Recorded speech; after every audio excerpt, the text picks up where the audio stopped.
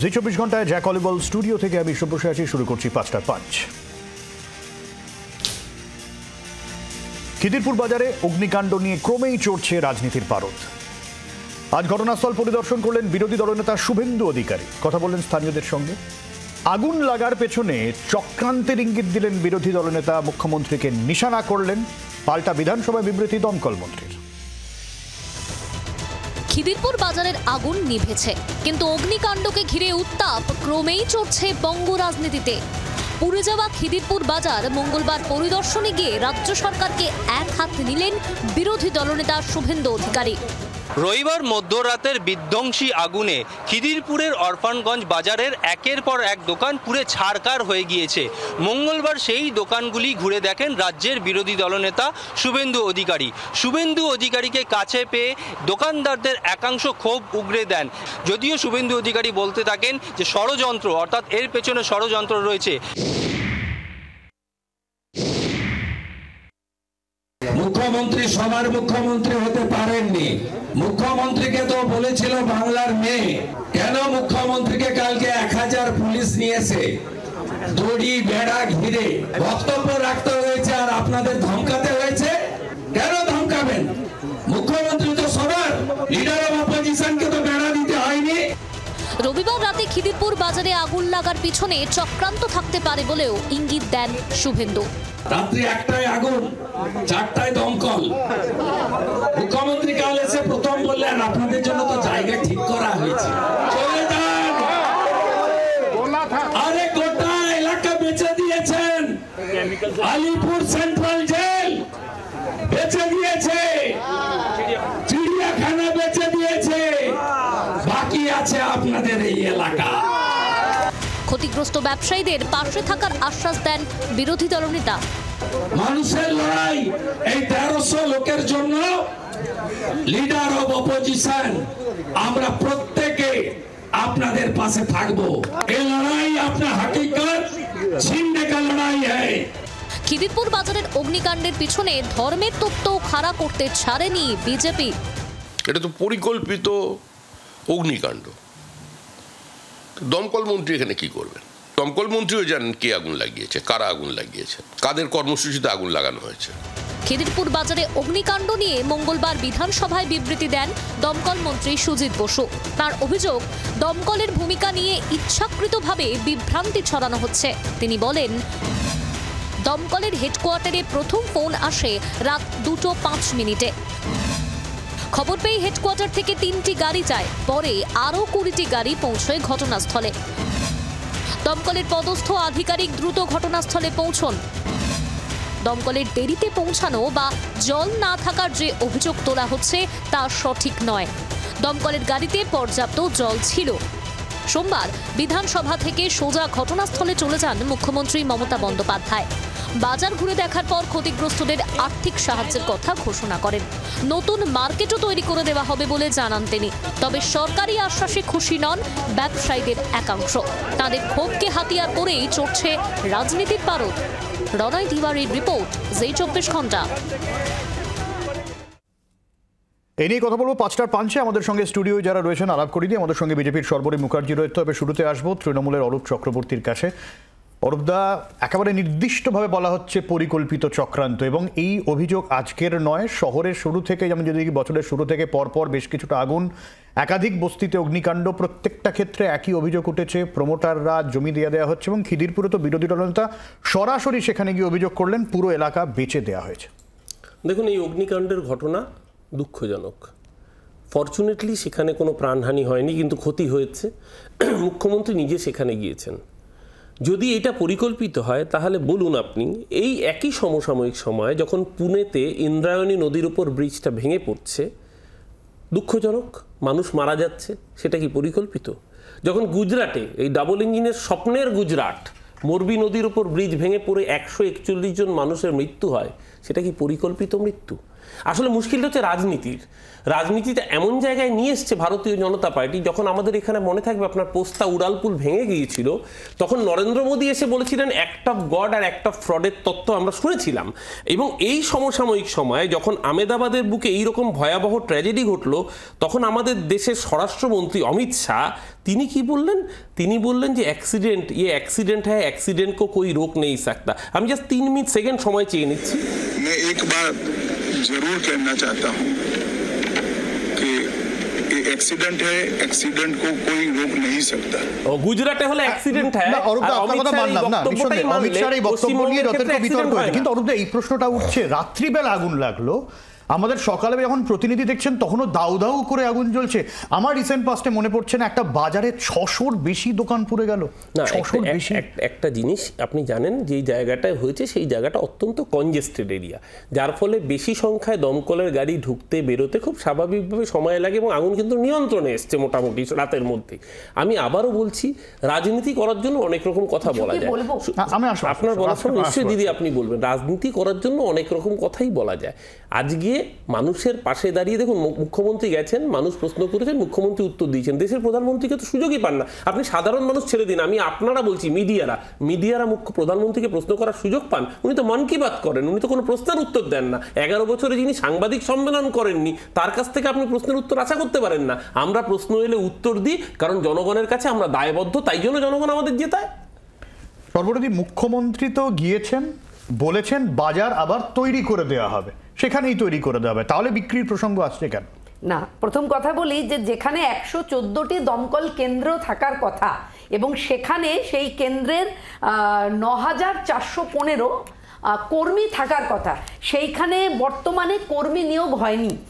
23টি জেলায় divisional officer থাকার কথা, 8খানা জেলায় পদে মানুষ রয়েছে, তার বেশি নেই। খিদিরপুরে 1300 দোকান পুড়ে ছাই হয়েছে, 600টা ভুল সংখ্যায়। আচ্ছা, 2024 সালে এই 2000 মানে সবে গেল 7ই ফেব্রুয়ারি অগ্নি নিয়ন্ত্রণ ব্যবস্থা সঠিকভাবে না থাকায় আমরা দেখেছি বেলগাছিয়া সেন্ট্রাল ডেয়ারিতে বিধ্বংসী অগ্নিকাণ্ড ঘটেছে। 2021 সালের 8ই মার্চ স্ট্র্যান্ড রোডে আগুনে প্রাণ হারান দমকল কর্মীরাই, তারা সঠিক প্রশিক্ষণ তাদের ছিল না, 10 ঘন্টার বেশি আগুন নেভাতে সময় লেগেছিল। একইভাবে 15ই সেপ্টেম্বর 2018 সালে কলকাতার ক্যানিং স্ট্রিটের বাগরি মার্কেট 3 দিন ধরে আগুন নেভাতে হয়েছিল। তারপর তো ধরুন আমরি হসপিটাল ছেড়েই দিন, প্লাস এই কিছুদিন হালের মধ্যেই যখন মাননীয় মুখ্যমন্ত্রী দীঘায় কালচারাল সেন্টার করতে ব্যস্ত ছিলেন, সেই সময় আপনি খেয়াল করে দেখুন একটি হোটেলে আগুন লাগে যেখানে বার বানানো হচ্ছিল এবং সেখানে শিশু মৃত্যু পর্যন্ত ঘটেছে। বিষয় হচ্ছে, ভাই অরূপ আমাকে বললেন বটে যে মুখ্যমন্ত্রী তো যান, প্রধানমন্ত্রী যান না, কোথায় থাকেন, কে দেখেন কি জানি না এদের, কিন্তু আমরা দেখলাম যে আমেদাবাদের ঘটনাটাতে স্বরাষ্ট্রমন্ত্রী, প্রধানমন্ত্রী, গুজরাটের মুখ্যমন্ত্রী তারা ওখানে রয়ে, মানে প্রত্যেক মুহূর্তে সেই সময়ে তারা ওইখানে থেকে আহতদের সঙ্গে কথা বলে মানে প্রত্যেকটা বিষয় ঘুরে ঘুরে দেখেছেন। তারপরে এই কথাটা আসলে কি বলুন তো, যেখানে আমরা দেখলাম যে আমেদাবাদে কেন্দ্র এবং রাজ্য সরকার দুজনে একসাথে এবং তাদের সমস্ত দপ্তর নিয়ে যেভাবে ঝাঁপিয়ে পড়ে সেই বিষয়টা, কিন্তু সেখানে না আমি সেখানটা শেষ করি। দেখুন, এই পশ্চিমবঙ্গ আমরা এমন রাজ্যে বাস করি যেখানে ঘূর্ণিঝড় এলে পরে গাছ কাটতে উড়িষ্যা থেকে যন্ত্র আনতে হয়। আমরা তো দেখেছি যে উড়িষ্যা থেকে গাছ কাটার যন্ত্র এসছে, সেইখানে সেই রাজ্যে বসে এই যে একটা তৃণমূলের প্রতিনিধি বললেন যে আমরা তো প্রধানমন্ত্রী মন কি বাত করেন, এই কথাগুলো বেকার। আর সাধারণ মানুষ, এলাকার সাধারণ মানুষ ওখানে তীব্র প্রতিবাদ করছেন, তারা তীব্র প্রতিবাদ করছেন যে 12:55 আগুন লেগেছে, 2:40 দমকল এসেছে, যেখানে কালীঘাট দমকল এবং হাইট রোড এই দুটো কিন্তু সেন্টার রয়েছে যেখান থেকে এত সময় লাগার কথা নয়, কিন্তু দমকল এসেছে 2:40। না সে তো দেখুন দমকল মন্ত্রী এটা বলবেনই, কারণ ওনার সমস্ত ফোকাস এটা পড়ে গেছে জুন মাস শেষ, মানে উনি কত কোটি টাকা দুর্গাপুজো করবেন এতেই ওনার ফোকাস রয়েছে, ফলে উনি এখন এই সবগুলো নিয়ে বিভ্রান্তির কথাই বলবেন। তাতে কোনো অসুবিধা নেই, কিন্তু আমরা যে রাজ্যে বাস করছি না, সেই রাজ্যে দেখুন আমরা দেখেছি যে চিড়িয়াখানার একাংশ জমি দখল করবার একটা বিষয় রয়েছে, ট্রাম কোম্পানির জমি দখল করবার একটা বিষয় রয়েছে। ফলে এলাকার স্থানীয় মানুষরা যেটা বলছেন তার উত্তর দিক তৃণমূল নেতৃত্ব। আমি দিদির কথা খুব মন দিয়ে শুনছিলাম যে গুজরাটে তো মোদি গেছেন। হ্যাঁ, গুজরাটে গেছেন, কিন্তু পেহেলগামের ঘটনার পর পেহেলগামে না গিয়ে বিহারে ভোট প্রচার করতে গিয়েছিলেন নরেন্দ্র মোদী। দিদি আমি আপনার বলা পুরোটা শুনেছি, আমি তো একবারও ইন্টারাপ্ট করিনি। আপনি শিক্ষিত ভদ্র মানুষ, আমি জানি, আপনি আশা করি ইন্টারাপ্ট করবেন না। দ্বিতীয় কথা, উনি গুজরাটে যেতে পারেন, গুজরাটটা তো একা ভারতবর্ষ নয়, মণিপুরটা আমাদের ভারতবর্ষ। 2 বছর হয়ে গেল নরেন্দ্র মোদী মণিপুরে যেতে পারেন না, যখন আমার মায়েদের ধর্ষণের পর নগ্ন করে রাস্তায় প্যারেড করানো হয়। দ্বিতীয়ত, উনি কর্মসংস্থানের কথা বলছিলেন, কর্মী পদ শূন্যের কথা বলছিলেন। আমি তর্কের খাতিরে যদি ওনার সব কথা ধরে নিই, সত্যি কথাই দিদি বলেছেন। দিদি একটা কথা বলুন, এই পেহেলগাম হামলার সময় এমনকি আপনার সরকারও স্বীকার করেছে ইন্টেলিজেন্স ফেইলিওর ছিল, কর্মী সংকলন অপ্রতুলতার কথা। খোদ ইন্ডিয়ান আর্মিতে দিদি 1,83,000 পদ শূন্য। আজকে যদি ওই শূন্য পদটা অগ্নিবীর দিয়েও সম্পূর্ণ হয়নি, অগ্নিবীরে তো মাত্র 13,000 রিক্রুট করেছেন, 1,83,000 পদ ইন্ডিয়ান আর্মিতে শূন্য।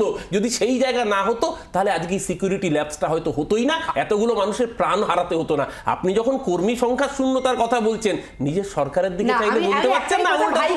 একটাই কথা ভাইকে বলবো, যে যখন রাজ্য নিয়ে কথা হয় তখন রাজ্যের বিষয়গুলো নিয়ে আলোচনা হতে পারে, তো পারে না। যখন আপনি পশ্চিমবঙ্গ নিয়ে আলোচনা করবেন, দেখবেন তৃণমূলের প্রতিনিধি কি সুন্দর করে এক পা চলে যাবে মণিপুরে, আর এক পা চলে যাবে উত্তরপ্রদেশ কিংবা গুজরাটে। কিন্তু পশ্চিমবঙ্গের অভ্যন্তরের যে বিষয়গুলো, সেটা নিয়ে মানে অরূপের পক্ষে মুশকিলও কথা বলা, কারণ অত্যন্ত ভদ্র একটি ছেলে, এবং সে জানে, হয়তো সে বলতে পারে না, যেহেতু স্পোক পারসন তৃণমূলের, সে কি করে বলবে। সে তার নিশ্চয়ই খারাপ লাগে যখন আমরা দেখি শিক্ষকদের জুতো পেটা করছে সব্যসাচী দত্তের বাহিনী। অরূপের নিশ্চয়ই খারাপ লাগে, নিশ্চয়ই লাগে যখন আমরা দেখি শিক্ষকরা রক্তাক্ত। অরূপের মতন শিক্ষিত ছেলে নিশ্চয়ই খারাপ লাগে যখন আমরা দেখেছিলাম যে ডাক্তাররা রাস্তায়, যখন আমরা দেখেছিলাম যে ডাক্তার মেয়েটির মৃত্যুর পরে সেই তদন্তটা না করে কিভাবে বাঁচিয়ে দেয়া। অরূপের নিশ্চয়ই খারাপ লাগে, কিন্তু পশ্চিমবঙ্গের কথা পশ্চিমবঙ্গে হোক, পশ্চিমবঙ্গের আপনাদের পরিস্থিতি যা হয়েছে তাতে সেইটা নিয়ে কথা বলবার জন্য আপনাকে চলে যেতে হবে মণিপুর কিংবা উত্তরপ্রদেশ কিংবা গুজরাটে। পশ্চিমবঙ্গ নিয়ে কেন কথা হচ্ছে না? দিদিকে আমি কদিন আগে দেখছিলাম, দিদি সিঁদুর খেলা দিয়ে দিদি উদযাপন খুব ভালো করেছিলেন। দিদি সিঁদুর খেলা উদযাপন করছেন, অপারেশন সিন্দুর তো তাহলে পশ্চিমবঙ্গে হয়নি, অপারেশন সিন্দুর তো ভারত পাক বর্ডারে হয়েছে, তার জন্য আপনি কেন পশ্চিমবঙ্গে সিঁদুর খেলা উদযাপন করছিলেন? প্রশ্নটা তো একইভাবে ঘুরে আপনার দিকেও আসে, কারণ আমরা ভারতীয়। 140 কোটি দেশ আজকে ভারতবর্ষের উপর আঘাত করলে সেটা আমাদের সকলের বুকে বাজে। পার্থক্যটা এখানে। দিদি আমি বলার সময় একটা বলি, দিদি আমি আপনার বলার সময় চুপ ছিলাম, দিদি আপনি বলার সময় আমি চুপ ছিলাম, আমি এটা করি না, আশা করবো আপনিও সেটা করবেন না। শুনুন, তারপরে উত্তর দেবেন। আমি আসছি, দাঁড়ান, জাস্ট আমাকে একটু শেষ করতে দিন। দিদির মনে এই প্রশ্নগুলো থাকে না। দিদি এত কথা বললেন যে আমার কি মনে বেঁধে না, আমারও তো খারাপ লাগে। দিদি একজন, আমি দিদিকে যতটুকু জানি, দিদি শিক্ষিতা, দিদি একজন অত্যন্ত ভালো অভিনেত্রী, দিদি বিভিন্ন সামাজিক কাজকর্মের সাথে জড়িত। দিদি আপনার বিজেপি নেতারা যখন নারী বিদ্বেষী একের পর এক মন্তব্য করেন, কৈলাস বিজয়বর্গী যখন কদিন আগে মেয়েদের পোশাক নিয়ে বলেছে, দিদি আপনার বুকে লাগে না? আপনার লাগে আমি জানি, কিন্তু বলতে পারেন না, কারণ আপনার দলের নেতা তো এই মন্তব্যগুলো করে, বা আপনার দলের নেতাগুলো যখন ওই ওপেন হাইওয়েতে এই ধরনের নোংরা কাজগুলো করে ধরা পড়ে আপনার খারাপ লাগে, কিন্তু আপনি মুখ ফুটে বলতে পারেন না। ঠিক এই একইভাবে আমরা বলছি, ভারতবর্ষটা, পশ্চিমবঙ্গটা ভারতবর্ষের বাইরে নয়। পশ্চিমবঙ্গের কথা নিশ্চিতভাবে, আপনি তো বিরোধী, আপনার কাজ তো গঠনতন্ত্রে গঠনমূলক বিরোধিতা সমালোচনা করা, 100 বার সমালোচনা করবেন, ভুল হলে নিশ্চয়ই সমালোচনা করবেন, তেমনি সমালোচনাটা আপনাদেরও শুনতে হবে যেখানে আপনাদের সরকারের ব্যর্থতা রয়েছে। সেটা ভারতবর্ষের সরকার আপনারা চালান, তাই ভারতবর্ষের যে প্রান্তে ঘটবে আপনাদের সেই দায় নিতে হবে।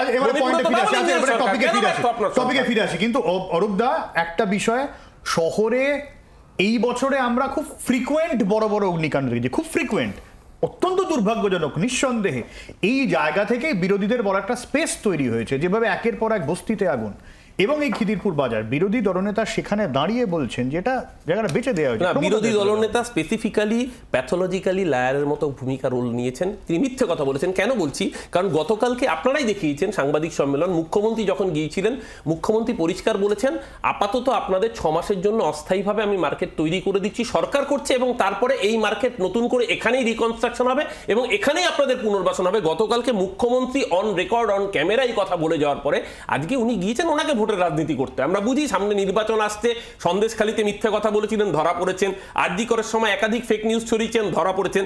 এখন আপনাকে ভোটের রাজনীতিতে টিকে থাকতে হবে, তাহলে তাই জন্য এই ধরনের বেসলেস মিথ্যে কথা বলে টিকে থেকে থাকে। তাহলে ষড়যন্ত্রের তথ্য না বিষয়টা হচ্ছে যে বিষয়টা হচ্ছে যে মাননীয় মুখ্যমন্ত্রীর হাম্পিং ডাম্পিং লায়ার, এই যে কথা, এই যে দারুণ দারুণ সব শব্দ, এই শব্দের তো মানে পশ্চিমবঙ্গের মানুষ জানে না। ফলে এলাকার মানুষ, বিরোধী দলনেতা গেছেন, আজকে গেছেন, কিন্তু কালকে আমরা বিভিন্ন চ্যানেলের মধ্যে দিয়ে দেখেছিলাম যে সাধারণ ওখানে যারা ব্যবসায়ী তারা চিৎকার করছে, কি মুশকিল। বিরোধী দলনেতা তো আজকে গেছেন, কালকে যখন চিৎকার করছিল ভাই অরূপ কি শোনেননি যে এলাকার মানুষ চিৎকার করছে, এলাকার ব্যবসায়ীরা চিৎকার করছে, এলাকার ব্যবসায়ীরা বলছে কেন 12টা 55-তে আগুন লাগায়, 2:40-এ আগুনের গাড়ি আসবে, যেখানে ওখান থেকে কালীঘাট বা হাইড রোড কতটুকু। এলাকার মানুষরা যখন বলছেন তার উত্তরে কেন দিচ্ছেন না? তার উত্তরটা কি এটা হবে যে বিরোধী দলনেতা গেছেন রাজনীতি করতে? আপনাদের মাননীয় মুখ্যমন্ত্রী যেদিন বিরোধী নেত্রী ছিলেন সেদিন কি তার ভূমিকা আমরা দেখিনি? আমরা কি দেখিনি হাইওয়ে বন্ধ করে তিনি দিনের পর দিন আন্দোলন করেছিলেন? সুতরাং বিরোধী দলনেতা সেখানে গেছেন, সেই যাওয়াটা তখন সেটা যদি ভোটের উদ্দেশ্য হয় তাহলে আপনাদের মুখ্যমন্ত্রী সেদিনকে ভোটের উদ্দেশ্যেই নিশ্চয়ই রাস্তা বন্ধ করে বসেছিলেন। তাহলে কথা হচ্ছে যে যখন এলাকার স্থানীয় মানুষেরা এহেন চিৎকার করছেন, তারা বিভিন্ন চ্যানেলে বাইট দিচ্ছেন, তার উত্তরে আপনাদের দমকল মন্ত্রী বলছেন যে এটা আমাদের বিরুদ্ধে কথা বলা হচ্ছে। কেন বলছে বিরুদ্ধে কথা? বিরোধী দলনেতা গেছেন, নিশ্চয়ই তিনি তো তার রাজনীতি করবেন, স্বাভাবিক। সমস্যাটা হচ্ছে বিরোধী দলনেতা আবার জায়গা বুঝে যান, কোনো কোনো জায়গায় সিলেক্টিভ অ্যামনেশিয়ায় ভোগেন। কেন বলছি, ধরুন এর আগে যখন এই পেহেলগাম ঘটনার সময় যখন আমার অ্যাকচুয়ালি প্রতিবেশী বলা চলে, কার্যত আমার বাড়ি থেকে একটু দূরে বিতান অধিকারীর দেহ এলো, তখন বিরোধী দলনেতা গিয়েছিলেন, অগ্নিমিত্রা পাল গিয়েছিলেন, সঠিক কাজ করেছিলেন। একইভাবে মমতা বন্দ্যোপাধ্যায়ের প্রতিনিধি হিসেবে ফিরাদ হাকিম, অরূপ বিশ্বাসরাও গিয়েছিলেন, কারণ এই সময় সবাই মিলে সেই পরিবারের পাশে ছিল। কিন্তু ভারত মায়ের আরেকজন বীর কৃতি সন্তান যে দেশমাতৃকার মানে সার্বভৌমত্ব রক্ষাতে নিজের জীবন বিসর্জন দিল, সেনাবাহিনীর জওয়ান ঝন্টু আলী শেখের মৃতদেহ যখন এলো সেদিনকে এয়ারপোর্টে শুভেন্দু অধিকারী যাননি। এই যে সিলেক্টিভ কায়দাগুলো, এবং আপনাদের মনে থাকবে শুধু তাই না, নদিয়ার ওই বিজেপির পঞ্চায়েতের যে নেতা, তার নেতার অডিও ক্লিপ ভাইরাল হয়েছিল সোশ্যাল মিডিয়ায়, কি কুৎসিত শব্দ। সেই ঝন্টু আলী শেখের জাত তুলে বলছে ওরা তো আমাদের ভোট দেন, ওদের বাড়িতে গিয়ে কি হবে, কোট অ্যান্ড কোট বলছে। পরবর্তীকালে মেকআপ দেওয়ার জন্য তিনি বাড়িতে গেছেন, তাহলে খিদিরপুরে তো মিক্সড ব্যাচ, সবারই দোকান ছিল। আমি তো সেটাই বলছি, সব ধর্ম নির্বিশেষে। আমি তো সেটাই বলছি, শুভেন্দু অধিকারী আবার বুঝে বুঝে যান। ওনার দলের সমস্যাটা হচ্ছে এই ভারতবর্ষের সংবিধান কি, ভারতবর্ষের সংবিধান ধর্মনিরপেক্ষ। আপনি বলছেন ওখানে মেরুকরণ, আমরা মেরুকরণ শুধু তাই নয়, উনি 26-এর নির্বাচনের আগে এখন সমস্ত কিছুতেই আপনি রাজনীতির ভূত খুঁজে পাবেন, এবং এটা শুভেন্দু অধিকারীর নেচার, এটা নতুন কিছু নয়। উনি রাজনীতির ভোটের অঙ্কে যাচ্ছেন। এই পরিযায়ী পাখিরা যারা ভোটের সময় আসে তাদের বাকি 3 বছর দেখতে পান। 2021 সালের নির্বাচন, 2 মে দিদি গাই, নরেন্দ্র মোদী 21-এর 2রা মের পর থেকে ডিসেম্বরের 2022, 1.5 বছর কেন পশ্চিমবঙ্গ মুখ হন? এই প্রশ্নের জবাব উত্তর দিতে হবে না? 1.5 বছর কেন একজন বিজেপি সেন্ট্রাল লিডার, না নরেন্দ্র মোদী না অমিত শাহ পশ্চিমবঙ্গের মাটিতে এসেছিলেন? আজকে ভোট এসছে, আজকে ডেইলি প্যাসেঞ্জারি শুরু হয়ে গেছে। বাংলার মানুষ কি বোকা নাকি? না আমি জানি না, মানে এরপর থেকে যখন আমাদের কেন্দ্রীয় নেতারা আসবে, তৃণমূল অফিসে কি দেখা দিয়ে আসবে? আপনাকে কে বলেছে যে কেন্দ্রীয় নেতৃত্ব আসেনি? আপনাকে কে বলে দিল? এটা পাবলিক মিটিং হয়নি, এটা আপনি বলতে পারেন। কেন্দ্রীয় নেতারা আসেননি, এটা আবার কি কথা? এমনকি কেন্দ্রীয় নেতা আসাতে তার গাড়িতে ডায়মন্ড হারবারে নৃশংসভাবে পাথর চুরে গাড়ি ভেঙে দেওয়া হয়েছিল। আপনি বলছেন কেন্দ্রীয় নেতারা আসেননি? আরে সেটা ভোটের সময়, না না, ভোটের সময় ভোট বাকিরা আসবে, এটা স্বাভাবিক। ভাই ভোটের পরে ভোট বাকিরা আসে। দিদি আপনিও জানেন, দিদি আপনিও জানেন, ভোট আসলে আপনার দলের ভোট বাকিরা আছে, আপনি থাকেন, কারণ আপনি বাংলার মেয়ে, আপনি থাকেন। দিদি আপনার দলের নেতারা আপনাদের ভোটের সময় গাছে তুলে মই কেড়ে পালিয়ে নিয়ে চলে যায়, যেই রেজাল্ট বেরোয়। 2রা মে দুপুর থেকে দিল্লির ফ্লাইটের টিকিট খোঁজ শুরু হয়ে গেছিল। দিদি এটা আপনার দলের নেতারাই বলেছে, আমি বলিনি। আপনার দলের নেতারা অভিযোগ করে বলেছে যে তখন কেন্দ্রীয় নেতৃত্বের দেখা পাওয়া যায়নি, আমরা বলিনি দিদি, আপনার দলের নেতারা বলেছে। এই তো নেতাদের অবস্থা। নেতা বলেছে তার দায় ভাই সেই নেতা। আপনি যাদবপুরের ভোটার দিদি, শুনে নিন, আপনি তো যাদবপুরের ভোটার, আমি আপনাকে জানি, আপনার বাড়ি আমার বাড়ি প্রায় কাছাকাছি। আপনি যাদবপুরের ভোটার, যাদবপুর লোকসভায় যাকে প্রার্থী করেছিলেন তাকে বিধানসভায় প্রার্থী করেছিলেন বীরভূমের থেকে একটা সিট থেকে। সেই প্রার্থী কাউন্টিং হল থেকে পালিয়ে গিয়েছিল, কেন কর্মীদের পাশে থাকেনি? এই প্রশ্ন উঠবে না? আপনাকে তো টিকিট দেয়নি নির্বাচনে, তাকে তো টিকিট দিয়েছিল, তাকে প্রশ্ন করেছিলেন, হিম্মত হয়েছিল? যাদবপুরে যাকে লোকসভায় নির্বাচনে প্রতিদ্বন্দ্বিতা করেছেন আপনাকে টিকিট দেয়নি। না না, এইটা যেভাবে আলোচনাটা হচ্ছে তাতে এরপর থেকে মানে বিজেপির যে কোনো আলোচনাটা তৃণমূলের কাছ থেকে কি জেনে করে কেন কাকে টিকিট দেওয়া, কেন টিকিট দেওয়া, দেখুন টিকিটের রাজনীতি আমরা করি না। আমার দল, আমি আমার দলে দেশের সমর্পণ হিসেবে, দেশের সেবা হিসেবে আমি রাজনীতি করি, সুতরাং টিকিটের রাজনীতি আমি করি না। তাই টিকিট দিলেও আমি আছি, টিকিট না দিলেও আমি আছি। আর দ্বিতীয় কথা হচ্ছে, আপনি যেটা বলছেন যে কাকে কে টিকিট দিয়েছিল, তিনি কেন চলে গেছিলেন, তার উত্তর তিনি আমাদের সেন্ট্রাল কমিটি এবং রাজ্য কমিটিতে তিনি তার উত্তরটা দেবেন। আলোচনার বিষয় এটা নয়। আলোচনার বিষয় যেখানে আছি আমরা সেখানে যদি ফিরে আসি, তাতে দেখা যাচ্ছে পশ্চিমবঙ্গের যা পরিস্থিতি এই মুহূর্তে, কোথাও আগুন লাগছে, এবং দেখুন আগুন লাগছে এত মানুষের ঘর, মানে তাদের ব্যবসা নষ্ট হলো, কোটি কোটি টাকা তাদের ব্যবসা নষ্ট হলো, সেখানে মাননীয় মুখ্যমন্ত্রী আমি একটা কথা পরিষ্কার বলি, বাংলার মানুষ জানে সুখে দুঃখে তাদের পাশে 365 দিন যিনি থাকেন তার নাম মমতা ব্যানার্জি। ভোট আসলে তাদের মুখ দেখাতে হয় না, মমতা ব্যানার্জিকে শুধু ভোট আসলে মুখ দেখাতে হয় না, 365 দিন তিনি মানুষের পাশে থাকেন বলে বাংলার মানুষের আশীর্বাদ তার উপর। 24 ঘন্টাকে অনুরোধ করব অরূপের বলা এই কথাটা কোট করে রাখা থাক যে মানুষের সুখে দুঃখে মাননীয় মুখ্যমন্ত্রী মমতা বন্দ্যোপাধ্যায়, কারণ ভোটের আগে মমতা বন্দ্যোপাধ্যায় বলেন সমস্ত ভোট আপনারা আমায় দেখে দেবেন, তাহলে সমস্ত দুর্নীতির দায় কেন উনি নেবেন না?